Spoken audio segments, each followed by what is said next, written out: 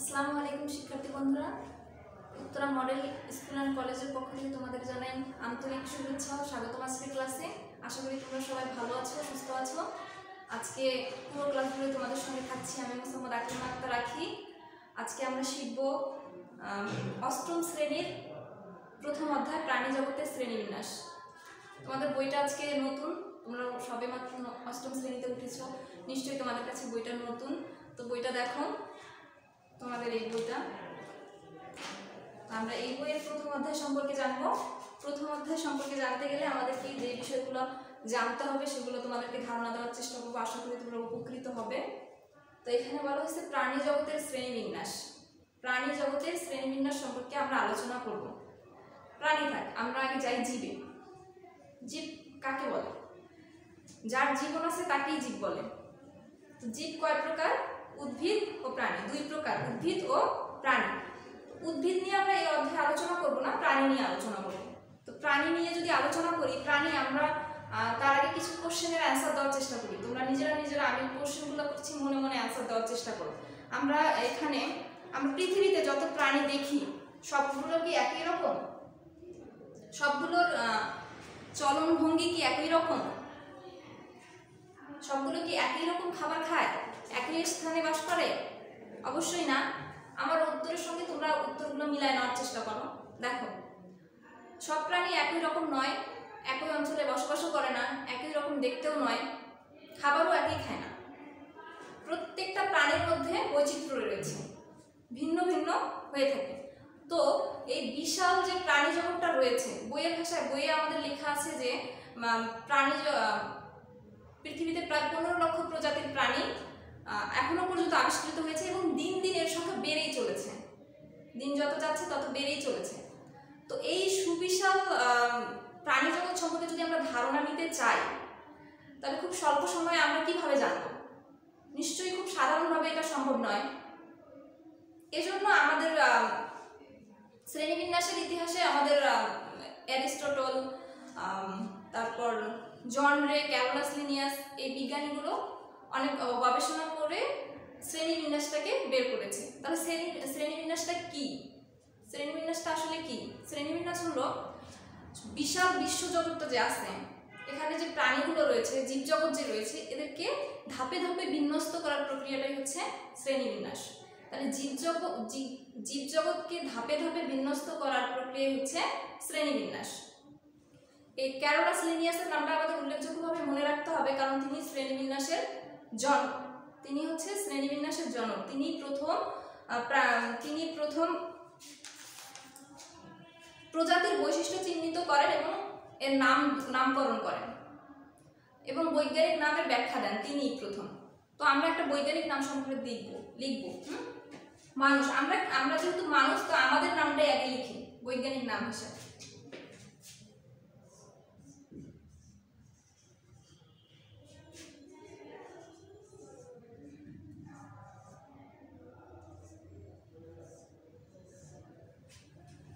দেখো, এটা হচ্ছে মানুষের বৈজ্ঞানিক নাম, হোমো সেপিয়েন্স। মানুষের বৈজ্ঞানিক নাম কি? Homo sapiens.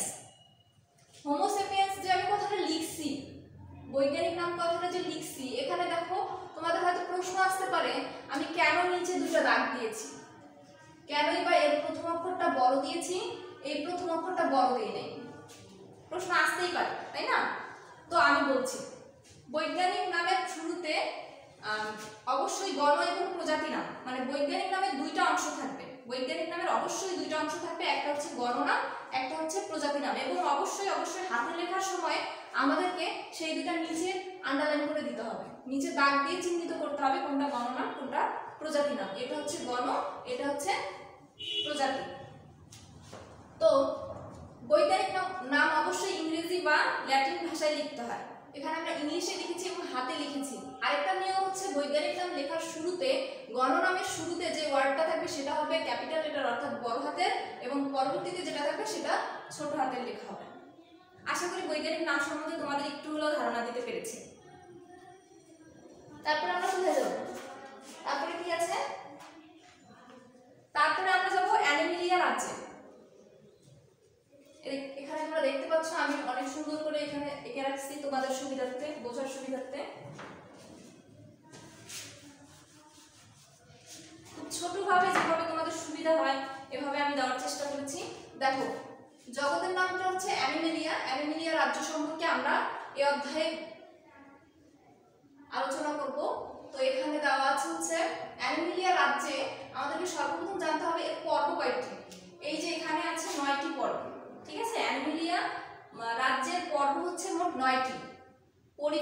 Cnidaria, Platyhelminthes, Nematoda, Annelida, Arthropoda, Mollusca, Echinodermata এবং কর্ডাটা। কি কি আমরা আবার পড়ি। জগৎ হচ্ছে অ্যানিমেলিয়া, যার পর্ব হচ্ছে কয়টি? 9টি। অ্যানিমেলিয়া পর্বের হচ্ছে 9টি অ্যানিমেলিয়া জগতের পর্ব হচ্ছে 9টি। Porifera, Cnidaria, Platyhelminthes, Nematoda, Annelida, Arthropoda, Mollusca, Echinodermata, Chordata. এখন এই 9টি যে পর্ব রয়েছে, প্রথম যে 8টি পর্ব রয়েছে সেই 8টি পর্বের প্রাণীগুলো হচ্ছে অমেরুদণ্ডী। আমরা চিহ্নিত করি।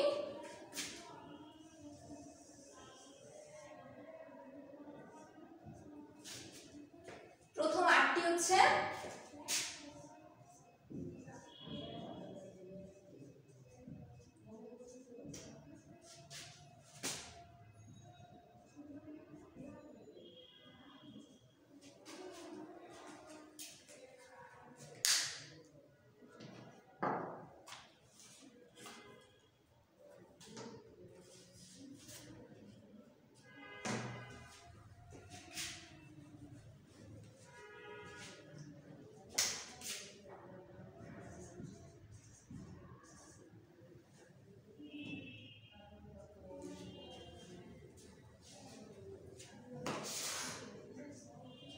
আর বাকি যে একটি রয়েছে অর্থাৎ কর্ডাটা পর্বটি হচ্ছে মেরুদণ্ডী প্রাণী। ঠিক আছে, কর্ডাটা অংশে যে প্রাণীগুলো থাকবে সেগুলো হবে মেরুদণ্ডী প্রাণী।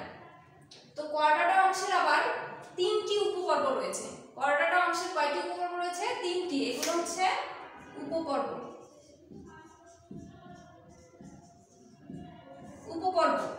তো কর্ডাটা অংশের 3টি উপপর্ব রয়েছে, ইউরোকর্ডাটা, সেফালোকর্ডাটা, ভার্টিব্রাটা। কি কি? Urochordata, Cephalochordata, Vertebrata.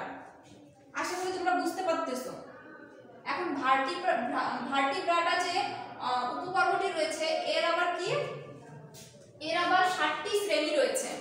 ভার্টিব্রাটার 7টি শ্রেণী রয়েছে। ভার্টিব্রাটার 7টি শ্রেণী রয়েছে। কি কি? সাইক্লোস্টোমাটা, কন্ড্রিকথিস, অস্টিকথিস, উভচর, সরীসৃপ, পক্ষীকুল, স্তন্যপায়ী। কি কি? আরেকবার আমরা শুনি। সাইক্লোস্টোমাটা, কন্ড্রিকথিস, অস্টিকথিস, উভচর, সরীসৃপ, পক্ষীকুল, স্তন্যপায়ী। তো এই হচ্ছে অ্যানিমেলিয়া জগতের বেসিক যে ধারণা। খুব সাধারণ টপিকে যে খুব সাধারণভাবে আমি সাজায় দেওয়ার চেষ্টা করছি যাতে তোমরা পর্ব, উপপর্ব এবং শ্রেণীগুলো মনে রাখতে পারো। এবার আমরা ডিটেইলসে যাব। তো এবার দেখো পরিফেরা রাজ্য। প্রথমে আছে কি? পরিফেরা পর্ব। অ্যানিমেলিয়া রাজ্যের প্রথমে কি আছে? প্রথমে আছে পরিফেরা রাজ্য পর্ব। তো পরিফেরা পর্ব সম্পর্কে আমরা যদি জানতে চাই পরিফেরা পর্বে কি কি আছে, পরিফেরা পর্ব সম্পর্কে যদি আমরা জানতে চাই তাহলে আমরা প্রথমেই মনে রাখবো স্পঞ্জ। পরিফেরা পর্বটাকে কিভাবে মনে রাখবো? স্পঞ্জ নামে মনে রাখবো, কারণ পরিফেরার স্পঞ্জ নামে পরিচিত। পরিফেরা রাজ্যটি স্পঞ্জ নামে পরিচিত। এই পরিফেরা রাজ্যের প্রাণীগুলো কিরকম হবে? এই পরিফেরা রাজ্যের প্রাণীগুলো হবে সরল বহুকোষী প্রাণী, স্পঞ্জ জাতীয়। সর্বপ্রথম এটাই মনে রাখতে হবে যে স্পঞ্জ জাতীয় হবে, বহুকোষী প্রাণী হবে, অক্সিজেন ও খাদ্য বস্তু প্রবেশ করবে, হচ্ছে দেহকোষের অসংখ্য ছিদ্র থাকবে। স্পঞ্জ জাতীয় যেহেতু হবে তার অক্সিজেন এবং খাদ্যবস্তু যেগুলো শরীরে প্রবেশ করবে সেগুলো তার শরীরে অসংখ্য ছিদ্র থাকবে, সেই ছিদ্রের মাধ্যমে প্রবেশ করবে। তারপর কোনো সুগঠিত কলা, অঙ্গ বা তন্ত্র থাকবে না। তাহলে পরিফেরা রাজ্যের প্রাণীদের কোনো সুগঠিত কলা, অঙ্গ, তন্ত্র বিদ্যমান থাকবে না। বুঝতে পারতেছো?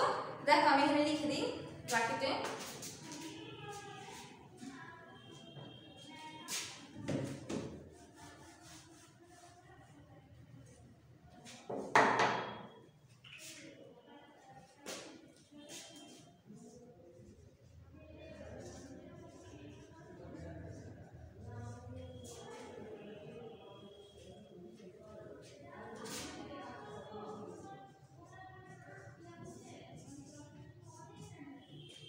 বহু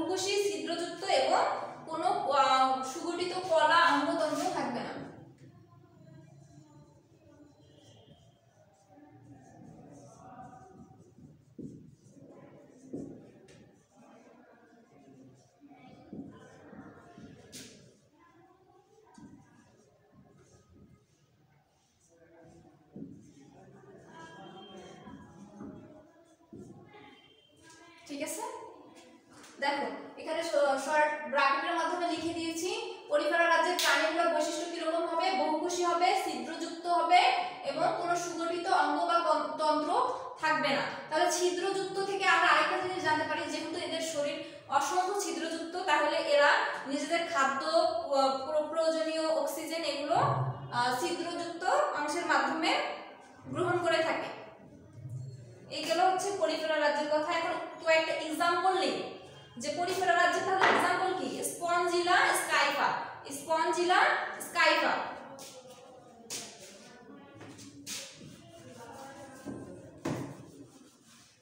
এবার আমরা শিখব নিডারিয়া। নিডারিয়া পর্বের প্রাণীগুলো পৃথিবীর প্রায় সকল অংশেই এদেরকে পাওয়া যায়, তবে এগুলো খাল, বিল ইত্যাদিতে দেখা যায় এবং সমুদ্রেও দেখা যায়। কিছু দলবদ্ধ বা কলোনি হয়ে বাস করে।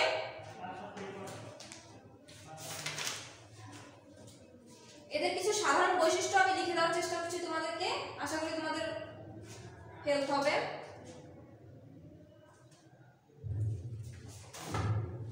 সরি,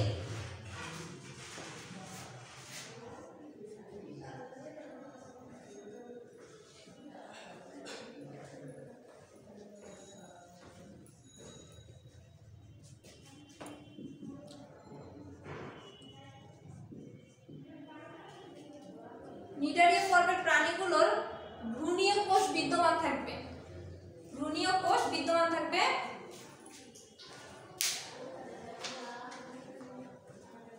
দেহের বাইরের দিকের স্তরটি এন্ডোডার্ম এবং ভিতরের দিকের অংশটি হবে মেসোডার্ম। ঠিক আছে, কি থাকবে?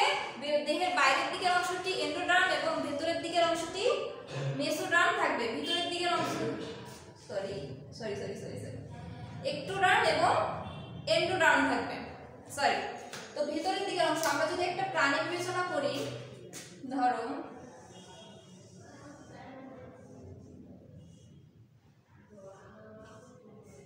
এটাকে যদি আমরা নিডারিয়া পর্বের প্রাণী হিসেবে বিবেচনা করি, তাহলে এর যে ভিতরের দিকের অংশটা আছে সেটা হচ্ছে এন্ডোডার্ম এবং বাইরের দিকের অংশটা যেটা রয়েছে সেটা হচ্ছে একটোডার্ম। তাহলে বাইরের দিকের অংশটা হচ্ছে একটোডার্ম,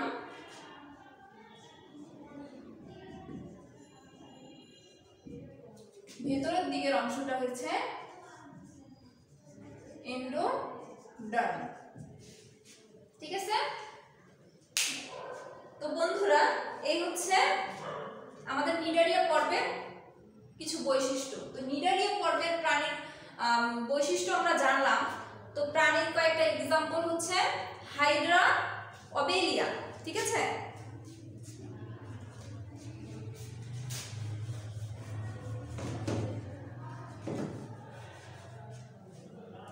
এবার আসি আমরা প্লাটিহেলমিনথিস।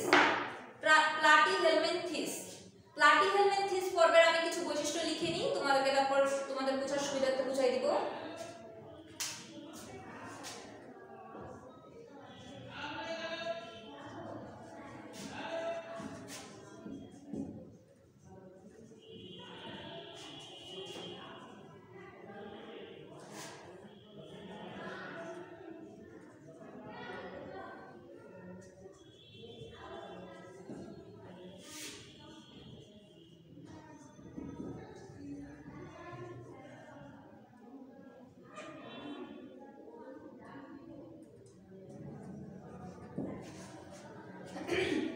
দেখো প্লাটিহেলমিনথিস বলতে প্লাটি অর্থ হচ্ছে চ্যাপ্টা।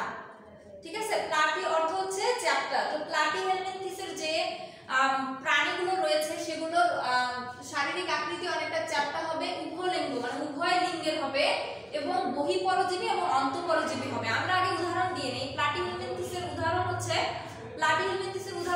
কৃমি।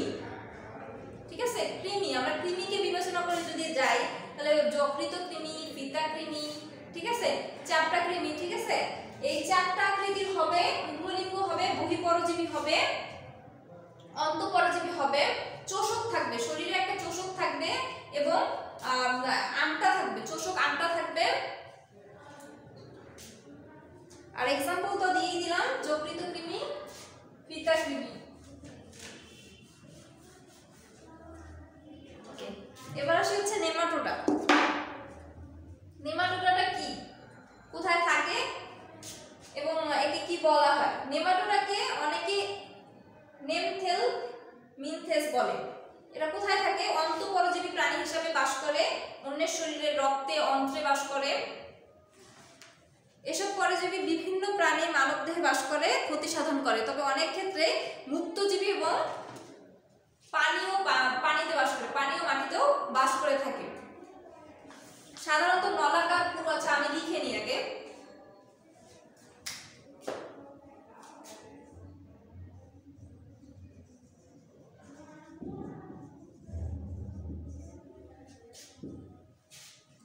দেখো কি লিখছি, নলাকার এবং পুরু লিখেছি।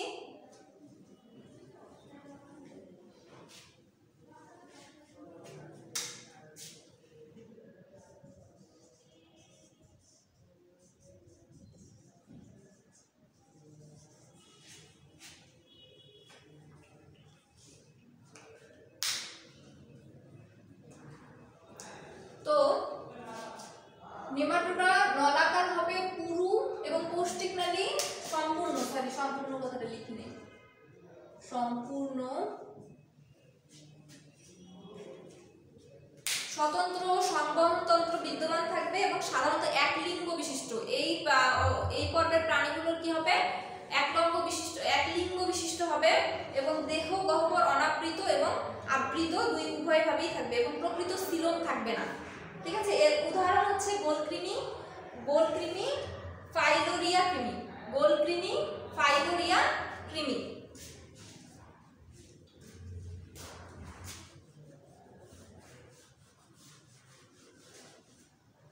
এবার আসি আমরা হচ্ছে অ্যানেলিডা পর্বে। অ্যানেলিডা পর্বের প্রাণীগুলো হচ্ছে নাতিশীতোষ্ণ উষ্ণমণ্ডলীয় অঞ্চলের দিকে পাওয়া যায়।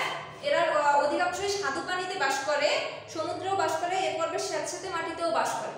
ঠিক আছে, এর আমরা ইয়াগুলো লিখে নিই।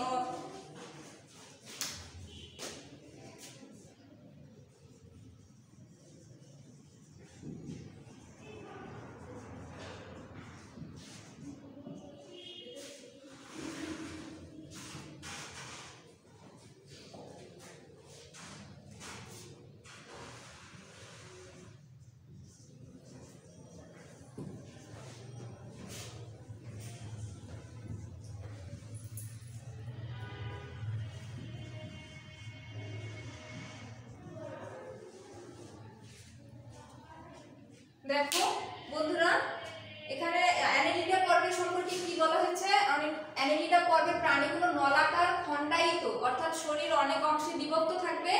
নেফ্রিডিয়া নামক রেচন অঙ্গ থাকবে। রেচন কার্য পরিচালনা করবে হচ্ছে নেফ্রিডিয়ার মাধ্যমে। তারপর আসি আমরা হচ্ছে আর্থ্রোপোডা। ঠিক আছে, তারপর আসবো আমরা আর্থ্রোপোডা।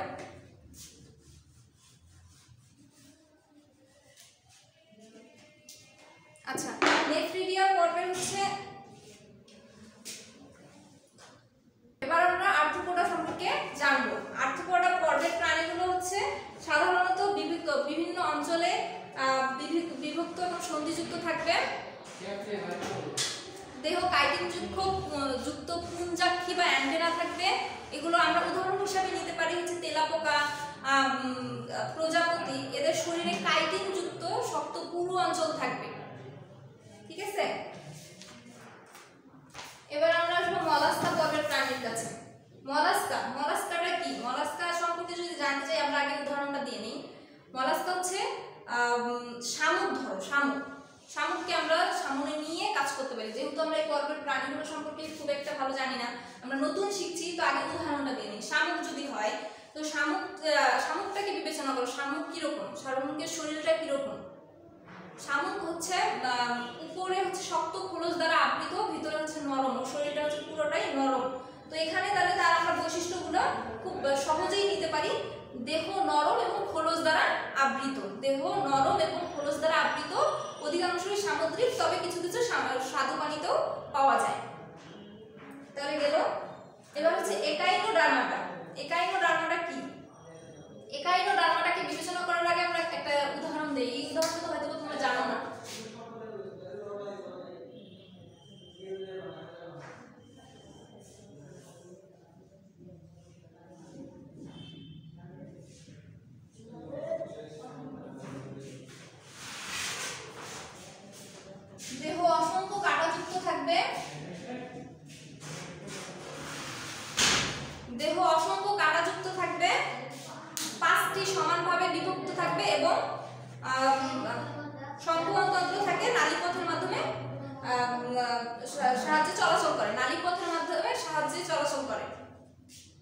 এরপর আমরা আসি হচ্ছে একাইনোডার্মাটা। সরি, আমরা এটাই একাইনোডার্মাটা শিখেছি। এটা হচ্ছে একাইনোডার্মাটার উদাহরণ চলে গেল। আশা করি তোমাদের ক্লাসটা ভালো লেগেছে। যদি কোথাও ভুল হয়, তোমরা যদি বুঝতে কোথাও সমস্যা হয়, আশা করি কমেন্ট বক্সে গিয়ে আমাকে লিখবা।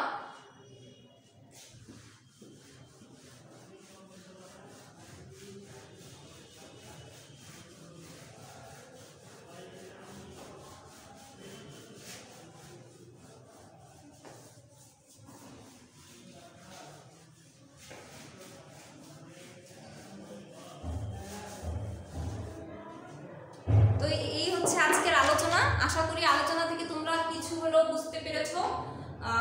এই অধ্যায়ে এই সম্পর্কে তোমাদের বাসায় ভালো করে প্র্যাকটিস করতে হবে, খুব বেশি বেশি করে পড়াশোনা করো, খুব ভালো করে এগুলো রিভাইজ করো। বাসায় যেগুলো বুঝাই দিলাম এগুলো বাসায় আরো ভালো করে প্র্যাকটিস করার চেষ্টা করবা। এই আজকের মতো এখানে শেষ করছি। আশা করি তোমরা ভালো থাকবে।